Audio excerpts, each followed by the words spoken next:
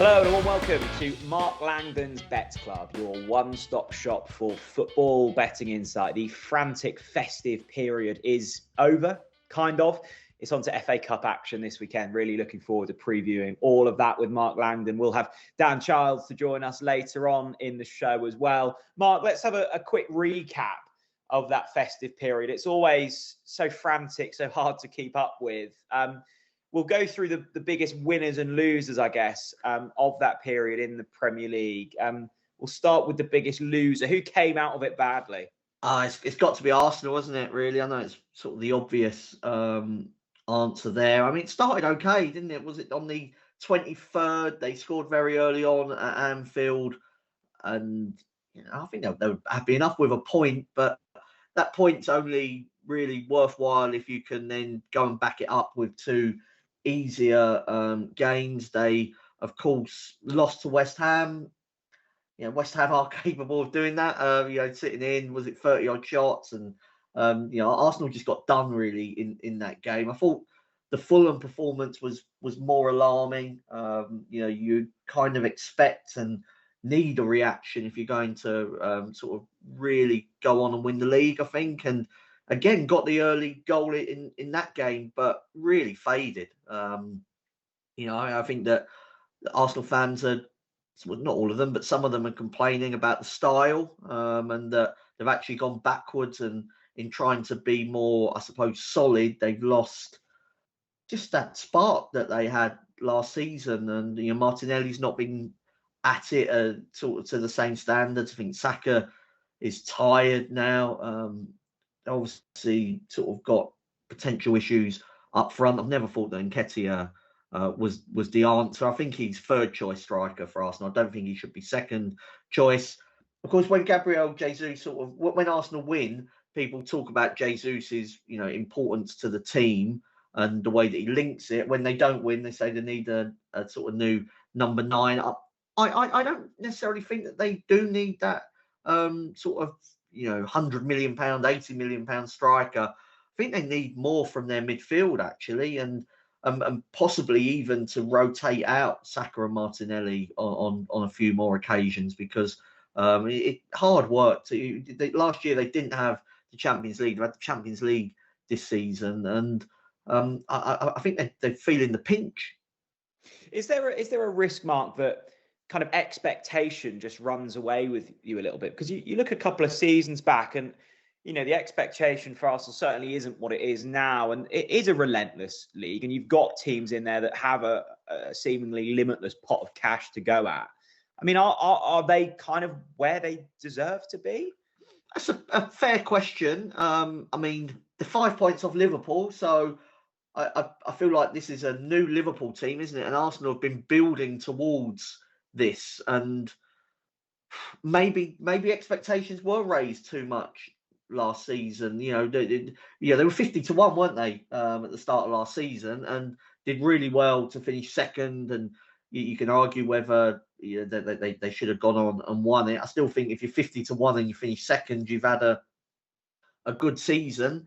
But then they've added, spent a lot of money, added £100 million player in Rice. So I don't think they should be going backwards. And Ray has come in to replace Ramsdale. I think Arteta has basically got everything he wanted, hasn't he, in terms of signings. And so they don't look any better to me than last season. So I would say that they possibly should be doing better.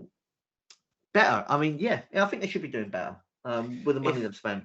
Yeah, no, fair point. If Arsenal the big losers, then who will look back on this period with fondness?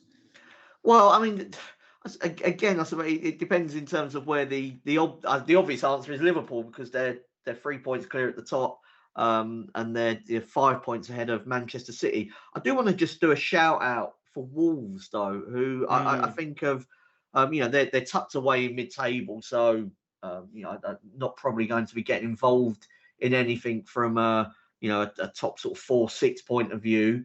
They're around about 66-1, 80-1 for the FA Cup. I'm not actually going to tip them. We'll get onto that a bit later, but I might give them an honorary mention in terms of that market. But over Christmas, if you remember, on the 17th of December, they went to West Ham, lost 3-0, didn't put in any type of performance really. Goalkeeper was missing.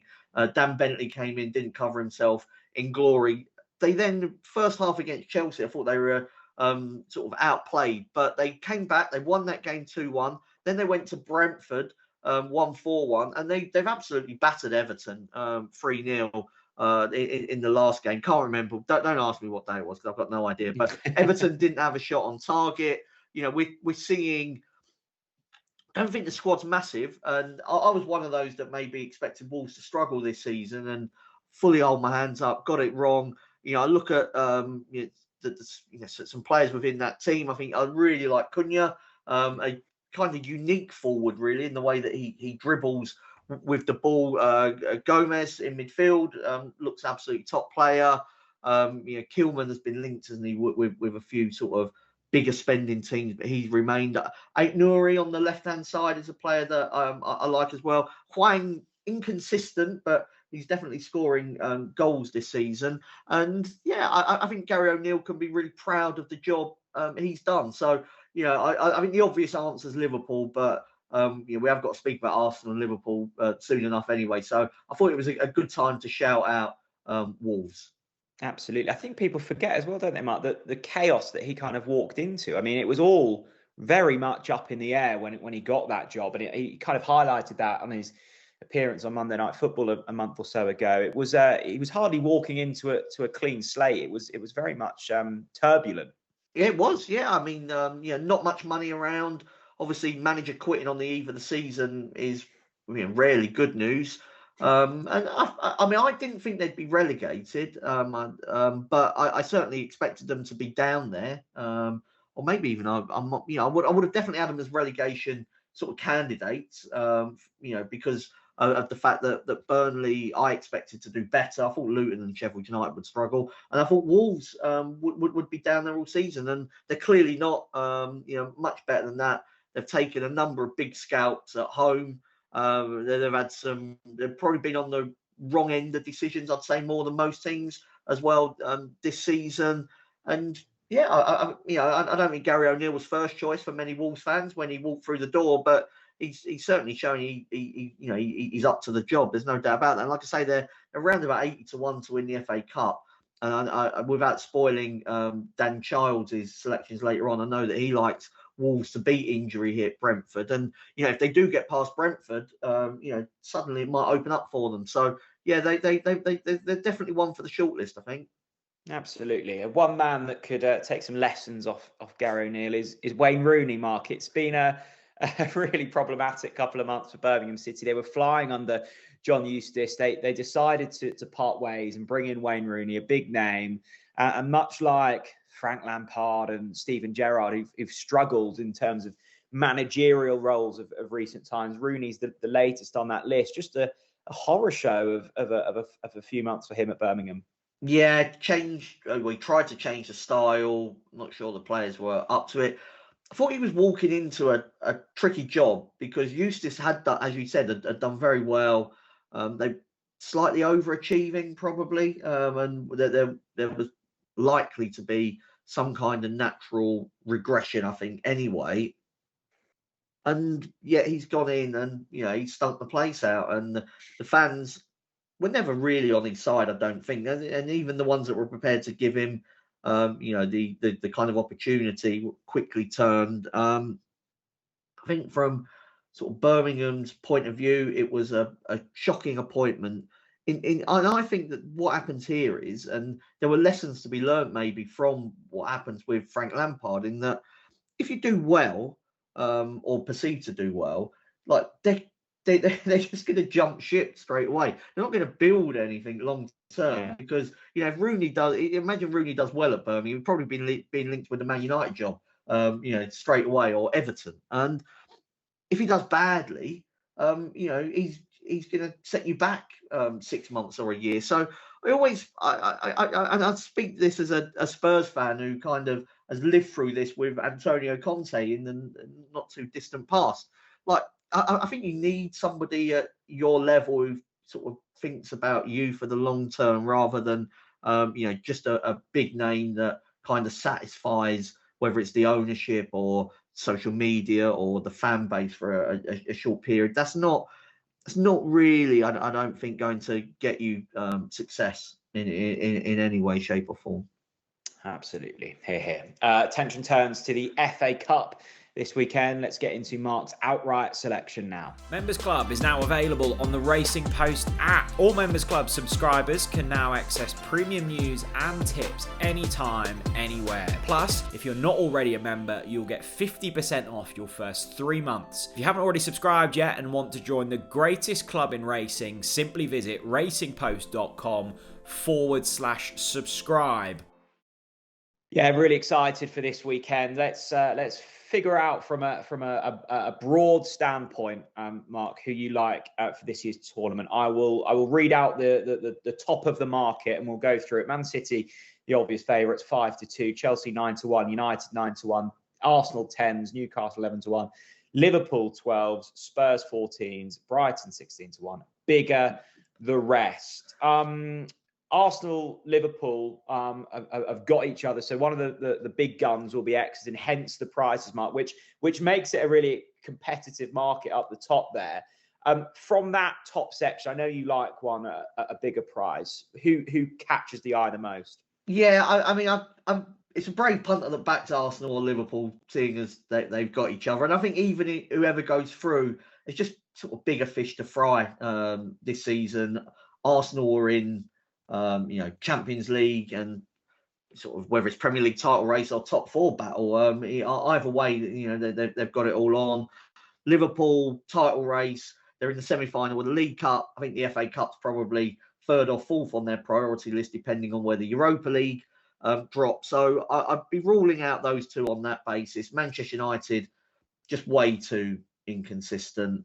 So wouldn't be going for them. Spurs have got injury and suspension problems, might become, and also selection problems with likes of Son away at the moment in the Asian Cup. They might become runners if they can get through the next 2 rounds, but I think they've got a battle on really to get it to round 5 because there's 2 rounds of action before the AFCON and Asian Cup players return. Manchester City, obvious favourites, but they've got some work to do, haven't they, in terms of the Premier League this season. So I'm not expecting sort of Pep Guardiola to take too many chances with team selection. And we've seen when, like, Rodri's not there, massive issue for them. Haaland and De Bruyne have had a couple of injury problems. So look, I wouldn't want to be laying City, but I just think at the price is really, I can just let them win if they're going to do it at 3-1. And so I'm looking further down the list. I mean, Aston Villa, I could definitely give them a shout. But towards the top of the market, I actually thought that Chelsea, we've seen what they can do in big games this season. They've played well at home against Arsenal, against Man City, and against Liverpool. They've won at Tottenham. So I'm expecting them to improve. They're young teams, so they've got lots of scope to get better. I think with Nkunku, Reece James, if he can ever get fit, Chilwell, there are players to come back, and maybe reasons why they've started slowly. I look at the sort of talent pool that they've got available, and I think of and they've got Preston at home in the 3rd round, which should be very winnable. No European commitment. So at the sort of top of the market, it would probably be Chelsea, but I think that there is some juice elsewhere as well, Jack. Well, let's talk about that, Mark, because you'd given an honourable mention to Wolverhampton Wanderers, but you alluded to that them not being the selection. So if we're going for something at a bigger price, who's your pick this year? The pick of the cherries, Bournemouth, around about 66-1. They're in great form at the moment. Started the season slowly under Iraola, and I think that again that there were excuses for that. If you have a look at why they started slowly, it was because they were trying to do something that the players didn't understand. If Dominic Solanke gave a great interview in the Times saying he didn't know what was expected of him. I mean, he really had no idea what sort of Iraola wanted him to do from a kind of the trigger pressing point of view. And they also, if you go back to it, if you remember, they had an absolutely horrific sort of run of fixtures early on in the season. We're playing big team after big team, and it wasn't working for them. And then As the fixtures got easier, they sort of started to win a couple of games. Then they got their confidence up. And in the last couple of months, there aren't too many teams playing better than Bournemouth. I saw them with my own eyes at the sort of Tottenham Stadium at White Hart Lane last week. They lost the game 3-1, but it was never a 3-1 game. First half, they were all over Tottenham for most of that game. I think it was Solanke had about 8 chances, didn't score. But apart from scoring, he did everything well. Just posed such a threat. People are talking about Ivan Toney, and he might go in the January transfer window. For the Bournemouth bet, I'm hoping that Dominic Solanke stays. When Alex Scott came off the bench, scored a goal, again was dangerous every time he got on the ball. They're so aggressive in the way that they play. They're a difficult team to cope with, and they have started to kind of beat bigger teams. I know that sort of Manchester United and Newcastle not in the best of form at the moment, but they've sort of taken both of them to the cleaners. They drew with Aston Villa. Like I say, they played well in defeat at Tottenham. So I think that they're in sort of just great nick at the moment. They've got, I think it's 1 or 2 players away at AFCON, but nothing that should sort of cause them issues in the third round game away to QPR. They're going to need a bit of luck in the draw, but I don't think anybody will enjoy it if they have to go to the Vitality, and they're playing with such, I suppose, freedom and positivity at the moment. They just might be a dangerous team, Bournemouth. And as I said at the start of the season, Jack, when I was tipping Bournemouth on the handicap and for a top 10 finish, like, this is not little old Bournemouth. They're spending money, that really. I mean, when they brought in Areola, that was a sign of them really wanting to sort of take that next step. And people felt that they were maybe stepping above their grade. But I actually think that the Bournemouth believed they could be the next Brighton, the next Brentford. And, I really like what they're doing. Yeah, plucky little Bournemouth no longer. So themselves and Chelsea, the outright selections for Mark Langdon for the FA Cup. Let's take a look at some of the headline fixtures this weekend. Right, then let's take a spin through some of the main fixtures. I was going to say this weekend. It all starts on Thursday, doesn't it? Between Palace and Everton, Mark. This should be an interesting one. How are we playing it? Yeah, so, I mean, not much between them in the prices. I'm going to go for Everton, draw no bet. I think Elise being out for Palace is huge. Like, when him and Eze play together, I just fancy Palace to do things in the attacking third. And when one of them's not playing, it's difficult. So, Everton were disappointing, I thought, at Wolves last week. Really, a no-show from them. And then I had a look and sort of was, because I backed Everton in that game, and he sort of, what did I do wrong? What did I miss from that sort of saw them put in such a shocking performance?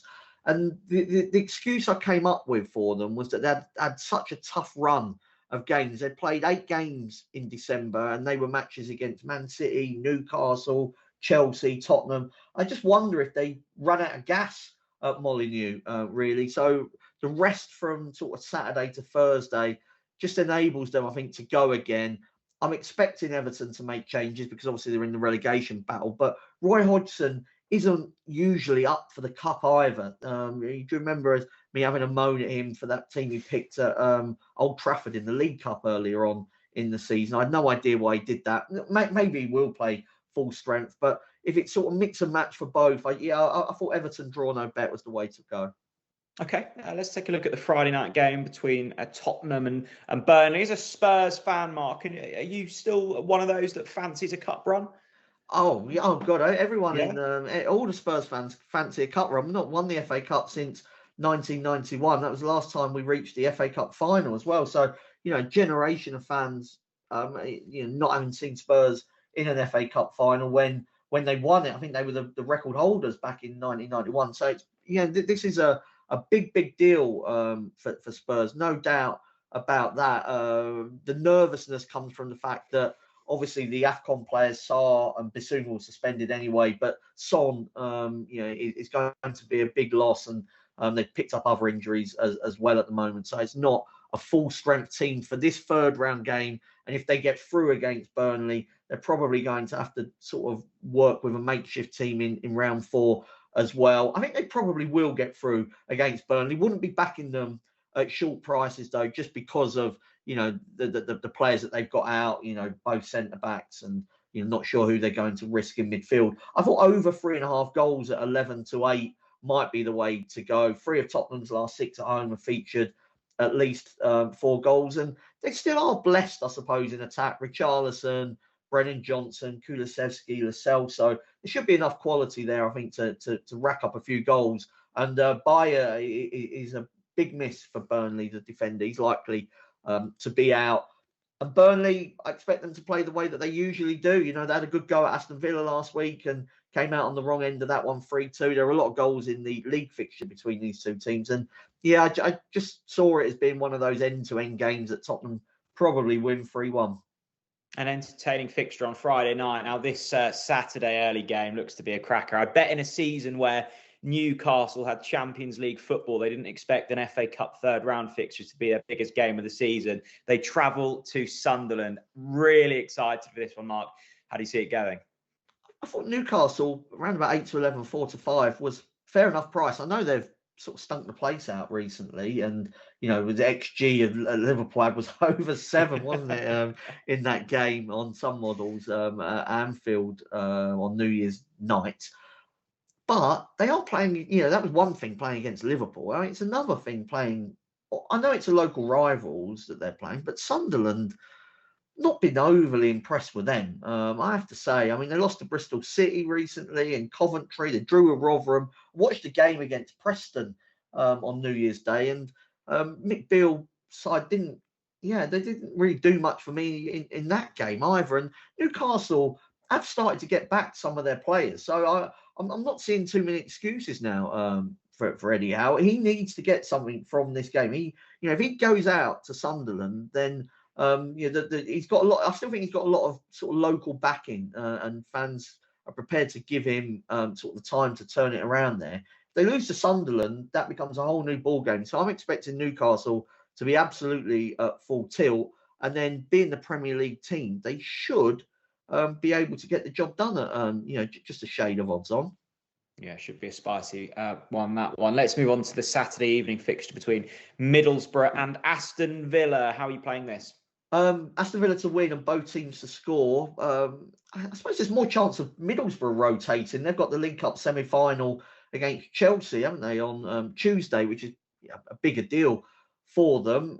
But they have scored in 24 of their last 28 games. I know most of those are against Championship opponents. This is a Premier League team. The high line of Aston Villa, this will be interesting, won't it? I'm assuming VAR is not being used here. And I think they've used that to their advantage this season, Aston Villa, those tight offside calls. They might not be able to do that. But the other thing I was looking at was just that Aston Villa's record domestically in the Cups under Unai Emery not being great. I mean, they were knocked out by Stevenage last season and thrashed at home by Everton as well in the League Cup earlier on in the campaign. So, I was sort of looking at Villa to win the Cup, and then those things put me off. I do think that they should get past Middlesbrough at the Riverside, but if Villa are resting one or two and rotating a couple of their defenders, I'm not sure if the backup guys are good enough at the moment to keep a clean sheet. Yeah, Middlesbrough almost put them in a similar bracket to Sunderland. Could look really good on their day, and another day sort of stink the place out.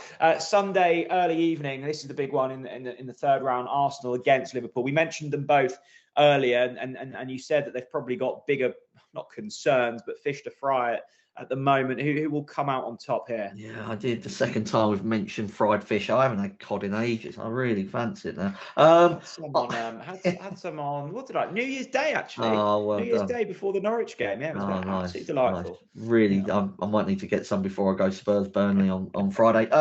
So in this game, sorry, you've taken me away there. I'm going to go for Arsenal to win at around about 11-10. They've got a full week off.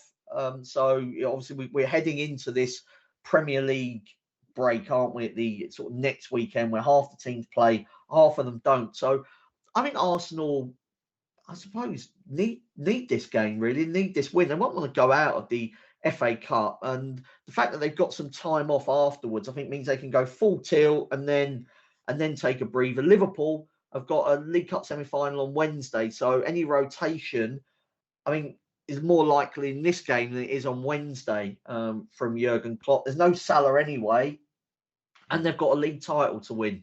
So I think this is a good opportunity for Arsenal to stop the rot and move into the fourth round of the FA Cup.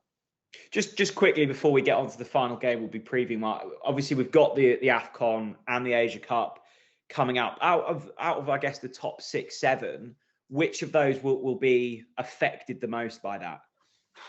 I would say, I think Salah's absence is crucial because he's obviously a world-class talent. But they have got sort of other players, haven't they, with Jota and Gakpo that can come in and fill for them. So on that basis, like, you wouldn't say that, say, Spurs have got that, would you, with Son?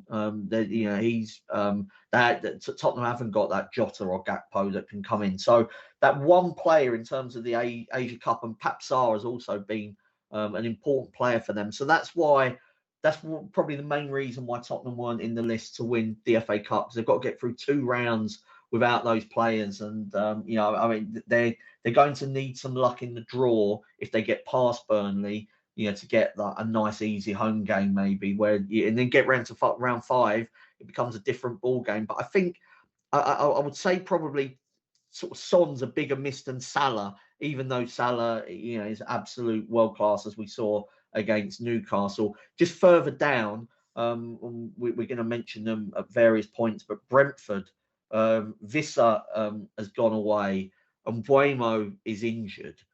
And like Ivan Toney comes back in the middle of January, but hasn't played for a number of months. So they are going to need Toney to come back and be at the level that he was before his absence. Now, maybe he will be, but given they've got other injuries, Rico Henry being one, I think Brentford are probably the team I'd fear most for at the moment over that AFCON Asian Cup period, unless Toney comes back in fine form, but he might even get sold. So, Brentford might be a team to oppose. And you haven't mentioned, Mark, the player I'm sure you were most concerned about going away with your anti-post betting predictions, and that of Sam Morsey, Ipswich Town, who just refused to go, and he won't be joining up with the Egypt national team. So I'm sure you're delighted to see that. Yeah, he's quite rightly putting club before country. Absolutely. Let's finish things off then before we chat to Dan Charles with a preview for Wigan against Manchester United. What's your way into this one? Well, I thought it was absolutely hilarious, wasn't it? That there was that big report came out yesterday that Onana has been cleared to play not only in this game but also against Spurs, and I think there were some people suggesting that was a boost for for Tottenham, and Ten Hag just can't catch a break. I'm going to go for draw half-time, Manchester United full-time on the double result. United's last 4 away games have all been 0-0 at the break. Obviously, they're sort of dropping down in grade significantly to play Wigan. And Wigan are not in great nick themselves either. But, they just don't seem to start games on the front foot, do they, Manchester United? Very rarely. And so even when they're sort of against the League One team, might take them a while to get the breakthrough. Ultimately, there's such a big class differential. You would expect the Red Devils to see it out and be able to win. But you probably, they're long odds on, and I have no real desire to back them or put them in accumulators or anything like that. Okay, great stuff, Mark. Let's catch up with Dan Charles, see how he's viewing this weekend. If you want some free football bets this season, we've got you covered. Simply head to racingpost.com/free bets, and there you'll find over £200 worth of them for you to use this season. That's racingpost.com/free bets. Yeah, not only FA Cup action this weekend, we've of course got a little bit of EFL goodness as well. Dan Charles joins us, our resident EFL guru. Dan, as always, we'd like to start looking at a team that's maybe on the up. Doesn't have to be, of course. Who are we going with this week? I'm going to go with a team that are on the up at the moment, although they're near towards the bottom of League One. Cheltenham, looked absolutely dead and buried early in the season. Got into October without actually scoring a league goal, and really you'd have kind of written them off at that stage. They got 1 point, I think, from their first 10 games, 1 point from 9 games before Darryl Clark came in right towards the end of September. And since Darryl Clark's gone in there, they almost immediately their performances started to improve, started scoring some goals and started picking up points. I mean, you look at 15 games he's been in charge. I mean, from having 1 point from 9 games, they've got 19 points from the 15 games under Clark, which is a massive improvement. Scores 17 times. As I mentioned before, they hadn't even scored a goal before then. And he'd always said, Clark, when he came in, that, you know, if we can get anywhere in touch once the January transfer window opens, then he would fancy their chance of staying up. I mean, their odds, they had gone as short as 1-12 to go down at 1 point. They're now 4-7, which I think is probably still a little bit short. They're only 3 points adrift to safety. Clark has said that he's going to be targeting a few experienced players in the January window. I think if he gets the right ones, I can see them, maybe pulling out of trouble. They lost on New Year's Day against away to Northampton, who have been one of the form teams in the division, but they won the shot count there, 13-9. Against a team, as I say, been going really, really well. I can see them being competitive right to the end of the season and possibly surviving. Yeah, it's amazing what a good head coach can change, isn't it? Obviously, a mix of EFL and FA Cup this weekend, Dan. It's always a chaotic weekend. We'll get into your tips now. 3, as always. Who is your headline selection? You're going to start off with the All Premier League clash between Brentford and Wolves on the Friday night. I can't believe the Wolves' price here. I mean, they're around 2-1 to win this game. They're the only team to win the last 3 games in the Premier League. You know, fantastic form over the festive period, up to 11th in the Premier League. They're actually closer in points now to the top 4 than they are to the relegation zone. So, and I like to sort of target teams at the start of the FA Cup who don't look like they're at any risk really of relegation. They can have a real crack really at the FA Cup, Wolves. Losing Hwang Hee-chan he's been a big player for them. He's gone off to the Asian Cup. That is a blow for them. But Pedro Neto has recently come back from injury, come off the bench in the 3-0 win at home to Everton. So that's a big boost that could, possibly account, even that out a little bit. And Brentford, I mean, they're low on confidence, 5 defeats in a row. They've got at least 10 players out for this game, a mixture of injuries, suspensions, players gone to the African Nations Cup. And some of them players are really key, from Brian Mbeumo missing, Ivan Toney missing, Johan Wissa missing. So there's very little left there for them, in an attacking sense. They're favourites for this game. I would take issue with that, and I would be backing Wolves at 2-1. Yeah, seems a big price. That Wolves up first. Who's next? Another FA Cup tie, not quite as glamorous. Newport at home to Eastleigh. Going to go for an upset here. Eastleigh, I think, can at least take it to a replay. So Eastleigh or draw, double chance at a shade of odds against. Eastleigh National League side. They won 2-1 at home to League One Reading in the last run. That was shown on television, and they played pretty well in that game. Reading did leave a few players out, brought some of them on in the second half. But it was a good performance from Eastleigh. Paul McCallum, who's been there on fire striker for them this season, he got both of their goals. He's got 22 goals for them in the National League as well. I think started out at West Ham, ex-West Ham youth player, but he's having an amazing season for them. They're going pretty well at the moment. They're mid-table in the National League, 11th, but they've only had 2 defeats in 11 in all competitions. And they're heading to Newport, who they're 18th in League Two at the moment, have been operating with quite a small squad, hit by injuries for a lot of the campaign. That got a bit worse before New Year's Day when Omar Bogle, he got a muscle strain, striker for them, physical striker. He's out for the next 2 months. The game at Sutton on New Year's Day, they drew 1-1 against a side that have been struggling all season. So they're not in the greatest of form at the moment, Newport. They had 2 bites of the cherry they needed to knock out Barnet in the last round, another National League team. They're odds on to win this game. I can't have them at odds on. I think Eastleigh or draw double chance is a value bet.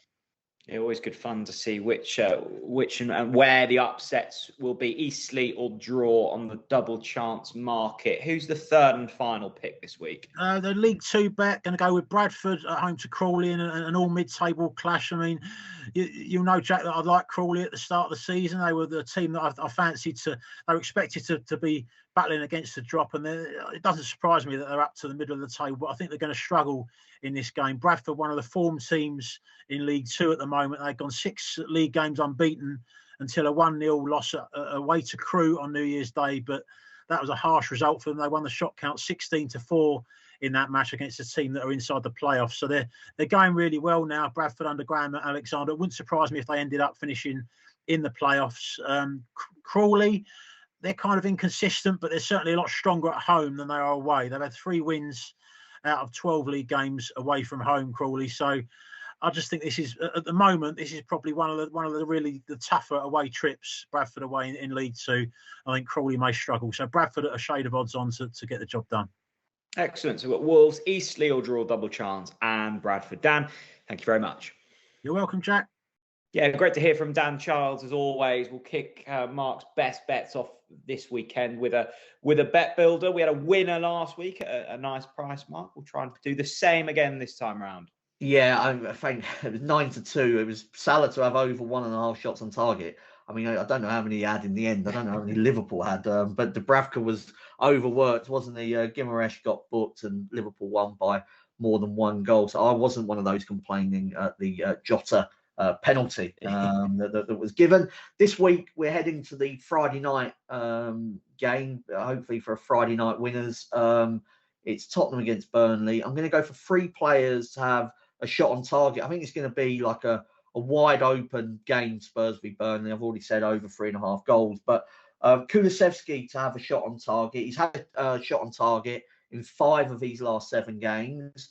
Richarlison to have a shot on target. He's had 1 or at least 1 in 4 of his last 5 games. And my favourite one from the Burnley perspective, this point of view, is Amdouni to have a shot on target. He's had at least 1 effort on target in 6 of his last 8 games. Comes out at around about 11-4, 3-1. So yeah, Kulusevski, Richarlison, and Amdouni all to have a shot on target. A 9-2 winner last week. We'll try to follow that up again this time round. Next up, Mark, we'll have a treble for this week's action. Yeah, so Coventry to beat Oxford. Coventry were in the treble last week, let it down, conceded a last-minute goal against Swansea, but then they came out from that, thumped Middlesbrough, and generally speaking, over the last couple of months, seem to be playing well, are winning games, and they're playing a team from the division below them. Another team that's got a team division below them is Newcastle, so I'm going for them to beat Sunderland.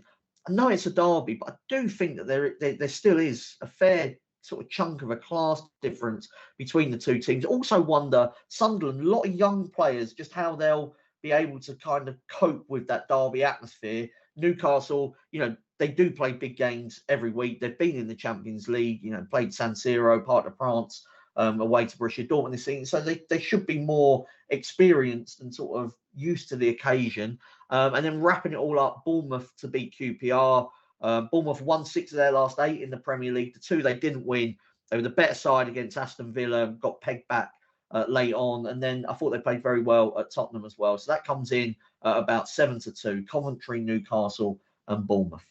Yeah, liking the sound of that. Let's end things off, Mark, with your best bet. What's the nap?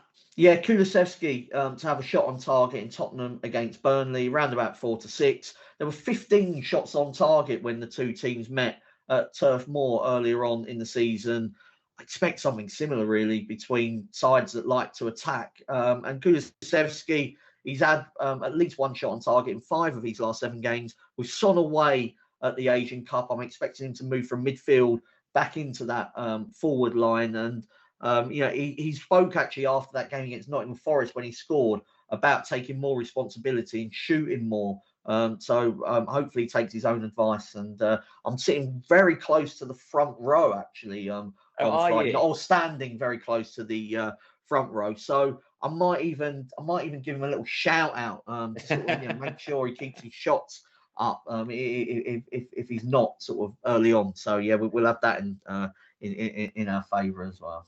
I do like these kind of early round FA Cup ties. Obviously, we're playing a team that we wouldn't usually play in, Bristol Rovers. You don't, well, I don't sit in my usual season ticket seat for these, so I get to move about the stadium a little bit. It's all a bit different and exciting. Yeah, I'm actually, I don't think Burnley are taking that many. Understandably, it's a Friday night game, it's on TV. So I'm actually in the standing bit where the away fans normally stand. So it's One of probably about the only area I haven't been in yet in the Tottenham Stadium. So I'm actually looking forward to that sort of posse and seeing what that's all about. I actually think if you're looking for an underdog, everyone likes to look for a sort of third round upset. Bristol Rovers might be one to consider. I'm not saying that to rub you up the wrong way, Jack. I actually think that that there's Norwich would be vulnerable. I think in this kind of cup tie, pressure's still on the manager.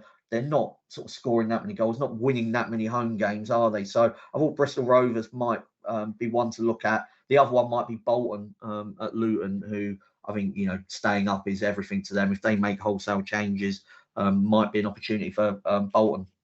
I would say don't listen to him, but we are prone to a third round exit. Any New Year's resolutions for your good self? The only New Year's resolution is to not have New Year's resolutions. It's another day. If you want to make changes in your life, you can do it in January, March, September. It doesn't matter. Just treat it like any other day, any other month. Very high. But good luck to you, Jack. I know you're running 5K every day in January. It's a great effort. Thanks very much, Mark. We'll be back again next week for another episode of Mark Langdon's Bets Club. Thank you very much for tuning in. If you are backing any of the selections, please remember to do so with money that you can afford to lose. Enjoy the action, and we'll see you all again very soon. Bye-bye.